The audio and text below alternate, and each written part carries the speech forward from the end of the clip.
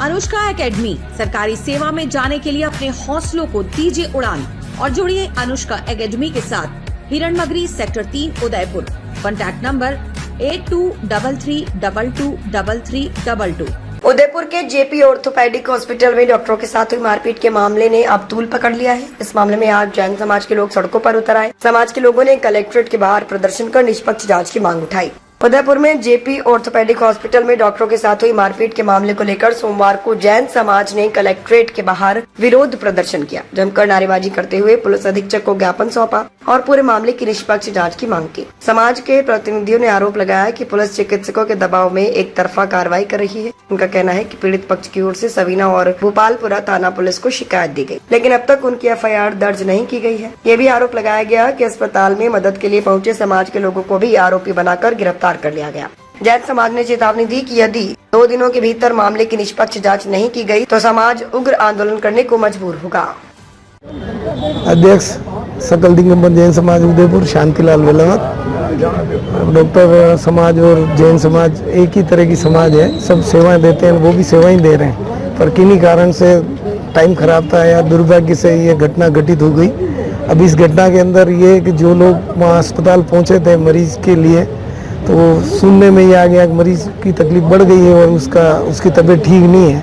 तो जो लोग वहाँ थे, डॉक्टर जो चिकित्सक थे, उन्होंने समाज के उन लोगों को और उसके परिवार के लोगों को संतुष्ट नहीं कर पाने पर लोग पैनिक हो गए। और पैनिक होने के बाद जो हाथापाई और छोटी मोटी जो घटना हुई, उस घटना में हमें भी खेद है। हमने 2 या 3 बार चिकित्सा महोदय और डॉक्टरों से माफ़ी मांगने के लिए भी कहा और माफ़ी मांगी हमने कि साहब हम समाज के लोगों को इस तरह से नहीं होना चाहिए, नहीं करना चाहिए।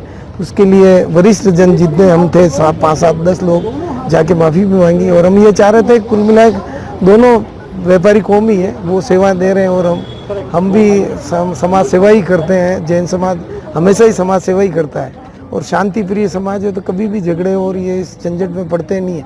पर किसी कारण से कोई निमित्त बना और इस तरह की घटना हो गई, तो हम तो आज भी माफ़ी मांग रहे हैं। पर कुल मिला के ये जो लोग कुछ हद तक कुछ भी नहीं है या छुड़ा रहे हैं या इस तरह के, हमारे लोग आज 26 दिन हो गए जेल के अंदर बंद हैं, तो पूरी समाज जितने भी जिनके रिश्तेदार हैं, ये सारे कोई अपराधी थे नहीं, सारे लोग पैनिक हो रहे हैं, सारे लोग परेशान हो रहे हैं।